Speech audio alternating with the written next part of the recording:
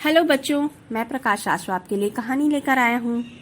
अगर आप चाहते हैं कि मेरी आने वाली कहानियों का आपको नोटिफिकेशन मिलता रहे तो बेल आइकन जरूर प्रेस कर दीजिए। कहानी पसंद आए तो लाइक और शेयर कीजिए, क्योंकि शेयर करना तो अच्छी बात होती है ना। तो हमने पिछली बार पढ़ा कि किस तरह चंद्रभान राजकुमारी मंदाकिनी का इलाज ढूंढने के लिए जाना चाहते हैं। अब आगे चंद्रभान ने राजा से राजकुमारी का उपचार ढूंढने के लिए यात्रा पर जाने के लिए आज्ञा मांगी। राजा के लाख पूछने पर भी उन्होंने उन्हें कुछ नहीं बताया और नारंगी के पास पहुंचकर उसे पूरी घटना बताई और उसे सलाह मांगी। राजन, ऐसे जीव तो शापित होते हैं और मरते समय अपना श्राप दूसरों के ऊपर डाल जाते हैं। इसका क्या उपचार है नारंग? महाराज, उपचार के लिए तो रोग जानना पड़ता है। नीलाभ, जो त्रिकालदर्शी है, कदाचित आपकी सहायता कर सके, उसका स्मरण कीजिए। चंद्रभान द्वारा पुकारे जाने पर कुछ ही क्षणों के बाद नीले रंग का प्रकाश जंगल से निकलकर उन्हें पास आता हुआ दिखाई दिया। पास आने पर यह नीलाभ में बदल गया, वह अश्व जो हिमालय पर चंद्रभान को मिला था। आज्ञा दीजिए महाराज। हमें पता है नीलाभ कि तुम त्रिकालदर्शी हो। क्या तुम राजकुमारी मंदाकिनी के रोग का कारण और उपचार बता सकते हो? महाराज, मैं त्रिकालदर्शी हूँ, परंतु काल प्रवर्तक नहीं। इतिहास मात्र जलचित्र के रूप में ही देख सकता हूँ, वह भी आधा अधूरा और स्पष्ट। पूरी घटना का मैं वर्णन नहीं कर सकता और न ही कोई उपाय बता सकता हूँ, परंतु महात्मा आत्मानंद जो आपको हिमालय पर मिले थे, वे बहुत ही ज्ञानी पुरुष हैं। वे मेरे आधे अधूरे ज्ञान को पूर्णतः वर्णित करके आपको उपाय भी बता सकते हैं। तो चलिए उनके पास चलते हैं। स्वामी आत्मानंद, ओह, वो तो हिमालय पर हैं और वहां पहुंचने में ओहो, तुम तो क्षण भर में यह कह सकते हो। मैं अपनी गति से यदि आपको यात्रा कराऊंगा तो आपका शरीर सह नहीं पाएगा, परंतु उचित वेग से मैं आपको कुछ ही घंटों में वहां पहुंचा दूंगा। चलिए। संध्या से पूर्व चंद्रभान आत्मानंद की कुटिया में जलपान कर रहे थे। आत्मानंद को जैसे पहले से ही पता था कि राजा वहां आने वाले हैं और वो उन्हीं की प्रतीक्षा कर रहे थे। चंद्रभान ने कहा, गुरुजी, आपसे तो कुछ भी छुपा नहीं है। आप ही बताइए, राजकुमारी की क्या समस्या है और उसे कैसे दूर किया जाए। सुनो चंद्रभान, मैं तुम्हें एक कथा सुनाता हूँ। आज से करीब 16-17 वर्ष पूर्व एक युवा मेरे पास आया था। अमरकांत नाम के इस युवा व्यक्ति ने बताया कि वह एक दक्षिण भारतीय राज्य का राजा हुआ करता था, परंतु वह एक श्राप से ग्रसित था। वह अपने पिता का बड़ा पुत्र था। उसके पिता का नाम उसने कृष्णकांत और राज्य का नाम विजयपुर बताया। उसी के छोटे भाई का नाम समरकांत था, जिसकी पुत्री का तुम इलाज ढूंढ रहे हो। राजा की अनुपस्थिति के कारण संभवतः समरकांत को राजा बना दिया गया। उस युवा व्यक्ति के पास एक दिव्याश्व हुआ करता था, जिनकी तलाश में तुम भी भटक रहे हो। कदाचित उसी ने उन्हें मेरे विषय में बताया होगा। वह मीलों यात्रा तय करके यहाँ तक पहुंचा था। उसने मुझे अपनी कहानी सुनाई, जो इस प्रकार है। एक दिन समरकांत शिकार पर गया था। एक नरभक्षी हो चुके सिंह की तलाश में वो घने जंगल में पहुंच गया। वन में एक बूढ़ी जादूगरनी रहती थी, जो वहीं अपने पोते के साथ रहती थी और तंत्र मंत्र करती थी। वह अपने पुत्र और पुत्रवधू को खो चुकी थी। यही पोता उसका सहारा था, सो अब उसे घने वन में रहने के अलावा और कोई युक्ति नहीं लगी। नगर में लोग उसके जादू टोने की वजह से क्रोधित थे। उन्होंने उसके बेटे और बहू को मार डाला था। इसी कारण वह नगर से बाहर रहा करती थी। सिंह की खोज में राजा इसी क्षेत्र में प्रवेश कर गया जहां जादूगरनी का पोता खेल रहा था। राजा ने सिंह के धोखे में उस बच्चे पर तीर छोड़ दिया।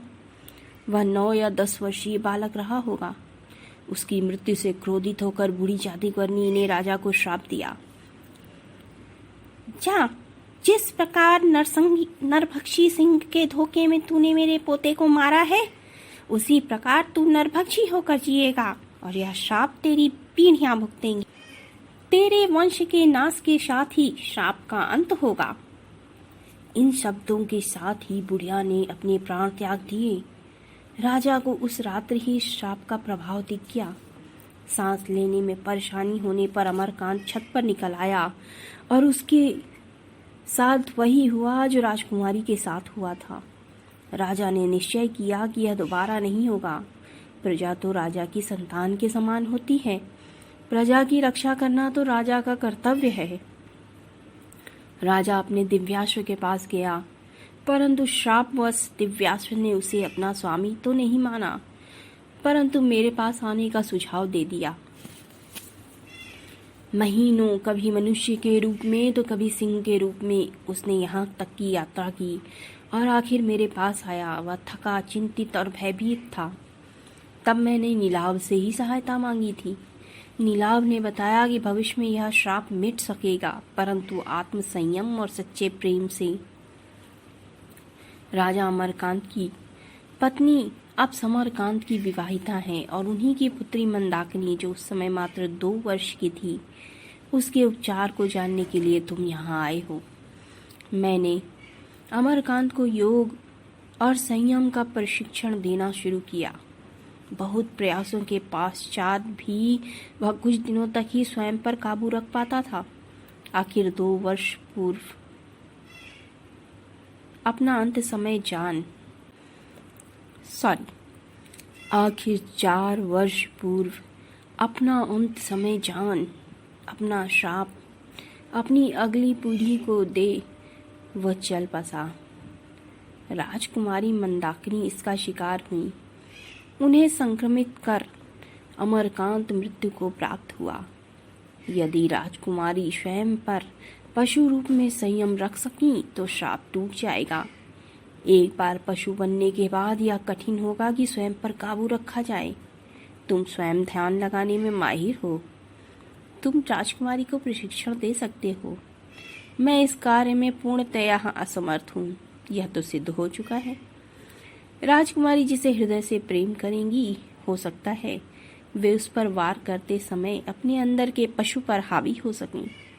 उनके पिता भी यही सोचकर उनके पास गए थे कि कदाचित वे अपनी प्रिय पुत्री पर वार नहीं करेंगे, परंतु इसके विपरीत वे उन्हें संक्रमित कर बैठे।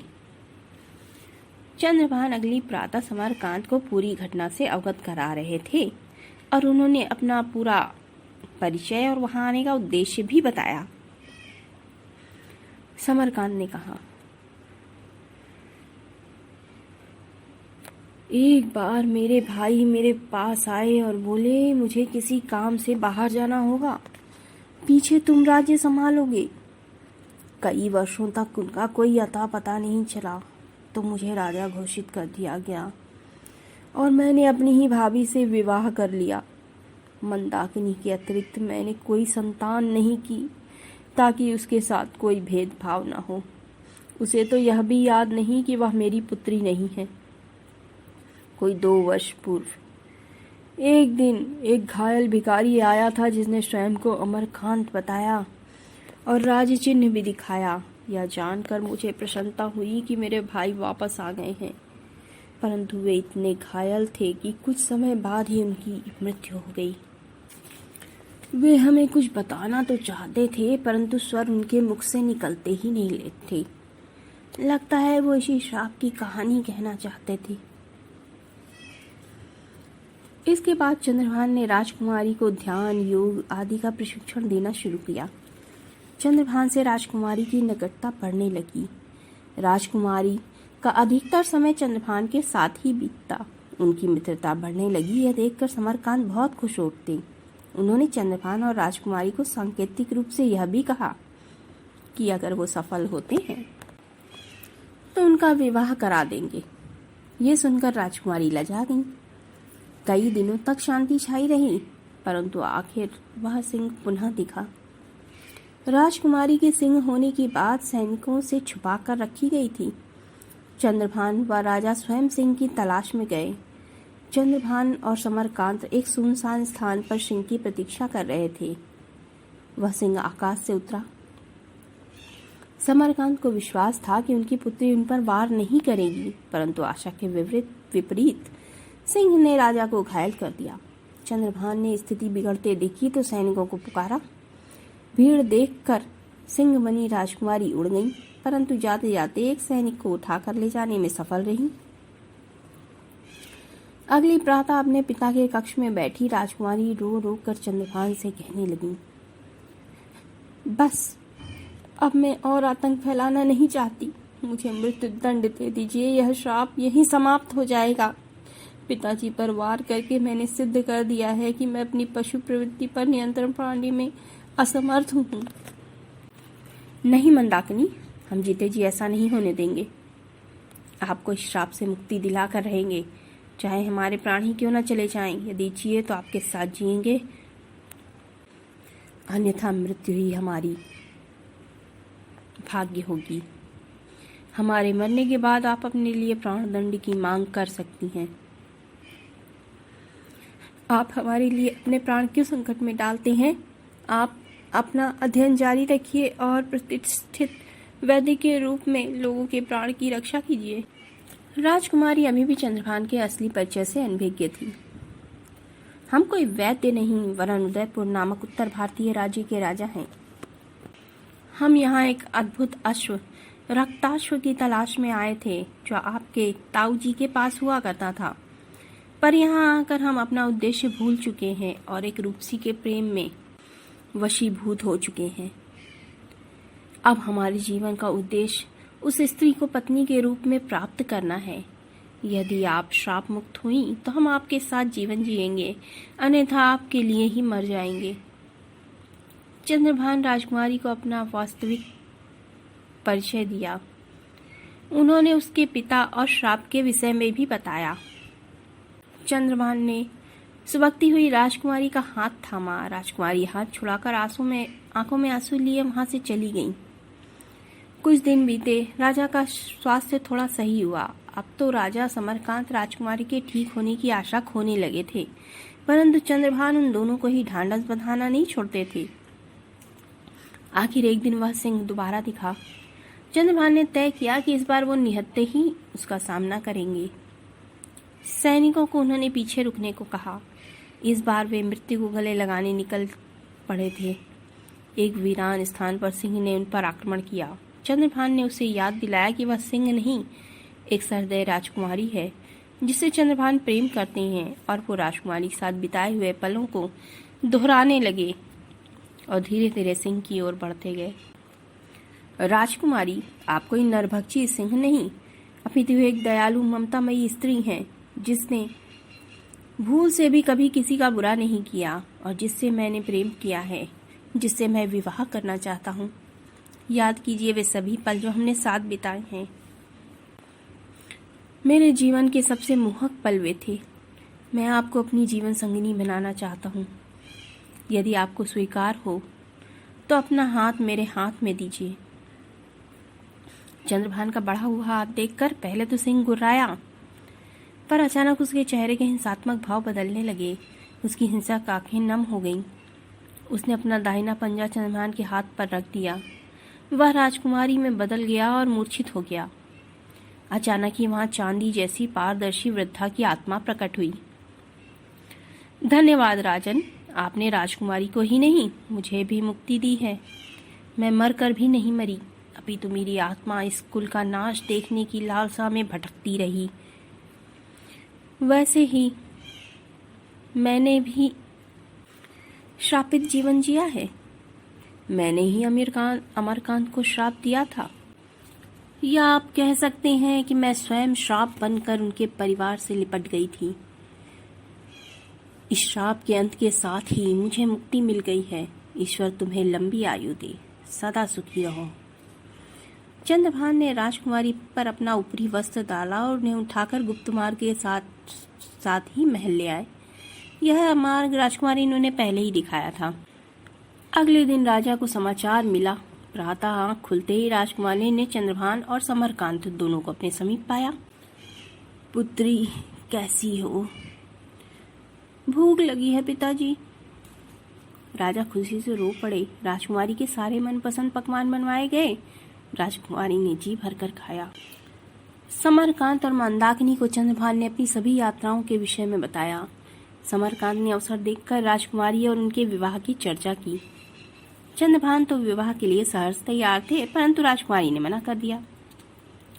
परंतु क्यों पुत्री, इससे योग्य वर मैं तुम्हारे लिए कहाँ ढूंढ सकूंगा? विचलित होकर समरकांत ने पूछा। चंद्रभान के चेहरे पर भी चिंता की लकीरें उभर आईं। परंतु पिताजी, आपसे किसने कहा कि आपको इससे योग्य वर ढूंढना है? इनसे योग्य कोई है ही नहीं, तो आप किस प्रकार ढूंढ सकेंगे? हम बस इतना चाहते हैं कि महाराज अपनी यात्रा पूरी कर लें, तब हमारा विवाह हो। हम इनके लक्ष्य की बाधा नहीं, वरन प्रेरणा बनना चाहते हैं। यह सुनकर चंद्रभान और समरकांत ने चैन की सांस छोड़ी। इस प्रकार राजकुमारी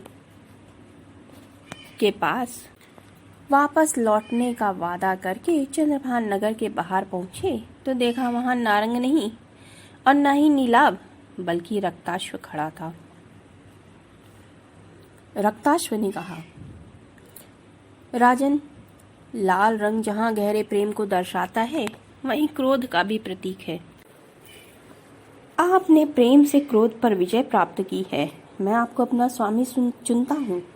आगे का मार्ग बताने के लिए मैं तैयार हूँ। नारंगी के हाथ अपने राज्य संदेश भेज दीजिए। हम दक्षिण पश्चिम भारत की ओर जाएंगे। चंद्रभान ने वैसा ही किया और अपनी यात्रा पर निकल पड़े। रास्ते में चंद्रभान ने पूछा, रक्ताश्व, क्या तुमने राजा अमरकांत को भी स्वामी के रूप में स्वीकार किया था? क्या तुम उन्हें अपनी सेवा दे चुके हो? जी महाराज, हम रक्ताश्व जहाँ रहते हैं वहाँ कभी कभी मनुष्यों को हमारी झलक मिल ही जाती है। वे हमें पाने की लालसा रखते हैं। यदि वे हमारी परीक्षा में खरे उतरते हैं तो वे हमें धारण कर सकते हैं। अमरकांत ने भी मुझे घने वन में देखा और मुझे पाने का प्रयास किया। वे एक भले मनुष्य थे। उनकी आत्मा को मुक्त कराकर आपने बहुत अच्छा काम किया। उनका यह परिणाम नहीं होना चाहिए, पर विधाता के लिखे को कौन टाल सकता है? रक्ताश्व ने अपनी बात पूरी की और अपनी चाल तेज कर दी। रक्त के समान लाल रंग के इस अद्भुत अश्व की आभा देखते ही बनती थी। तो अगले घोड़े के बारे में हम अगली बार सुनेंगे कहानी। मेरे वीडियो को लाइक शेयर जरूर कीजिएगा। Bye bye.